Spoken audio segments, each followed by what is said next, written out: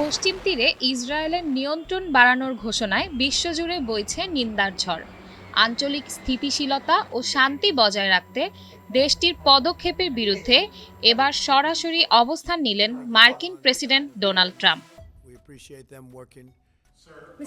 স্থানীয় সময় সোমবার ৯ ফেব্রুয়ারি হোয়াইট হাউসের এক কর্মকর্তা জানিয়েছেন, পশ্চিম তীর স্থিতিশীল থাকলে ইসরায়েল বেশি নিরাপদ থাকবে। এই অঞ্চলে শান্তি প্রতিষ্ঠাই বর্তমান মার্কিন প্রশাসনের লক্ষ্য। বার্তা সংস্থা রয়টার্সের বরাতে এ খবর জানায় কাতার ভিত্তিক সংবাদ মাধ্যম আল জাজিরা। সম্প্রতি ইসরায়েলের উগ্র ডানপন্থী অর্থমন্ত্রী বেজালেল স্মোট্রিচ ও প্রতিরক্ষা মন্ত্রী ইসরায়েল কাটজ ফিলিস্তিনি ভূখণ্ডে ইসরায়েলি নিয়ন্ত্রণ বাড়ানোর ঘোষণা দেন।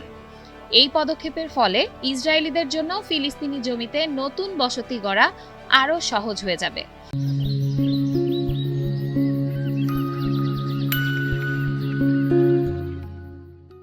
যা আন্তর্জাতিক আইনে সম্পূর্ণ অবৈধ।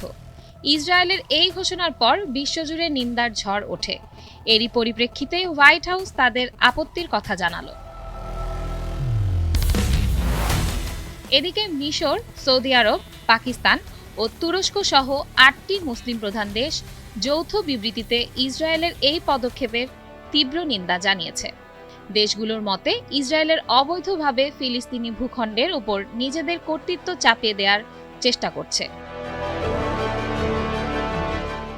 বিবৃতিতে আরও বলা হয়েছে, ইসরায়েলের এই পদক্ষেপের আসল উদ্দেশ্য হল ফিলিস্তিনি জমিতে অবৈধ বসতি স্থাপন নিশ্চিত করা, সেখানে নিজেদের আইন কার্যকর করা। এর ফলে ফিলিস্তিনিদের নিজ ভূমি থেকে তাড়িয়ে দেয়া আরও সহজ হবে। জাতিসংঘের মহাসচিব অ্যান্তোনিও গুতেরেসের পাশাপাশি যুক্তরাজ্য ও স্পেন ও ইসরায়েলের এই সিদ্ধান্তের তীব্র নিন্দা জানিয়েছেন। জাতিসংঘের মতে ইসরায়েলের এই পদক্ষেপ ওই অঞ্চলের পরিস্থিতিকে আরও অশান্ত করে তুলছে। একই সঙ্গে ফিলিস্তিন ও ইসরায়েল এই দুই রাষ্ট্র গঠনের মাধ্যমে শান্তির পথ বন্ধ করে দিচ্ছে। অন্যদিকে যুক্তরাজ্য সরাসরি ইসরায়েলকে এই সিদ্ধান্ত থেকে সরে আসার আহ্বান জানিয়েছেন। ব্রিটিশ সরকার সাফ জানিয়েছেন, ফিলিস্তিনের মানচিত্র বা জনসংখ্যা পরিবর্তনের যে কোনো একতরফা চেষ্টা আন্তর্জাতিক আইনের বিরোধী এবং সম্পূর্ণ অগ্রহণযোগ্য। তারা অবিলম্বে এই সিদ্ধান্ত প্রত্যাহারের দাবি জানিয়েছে।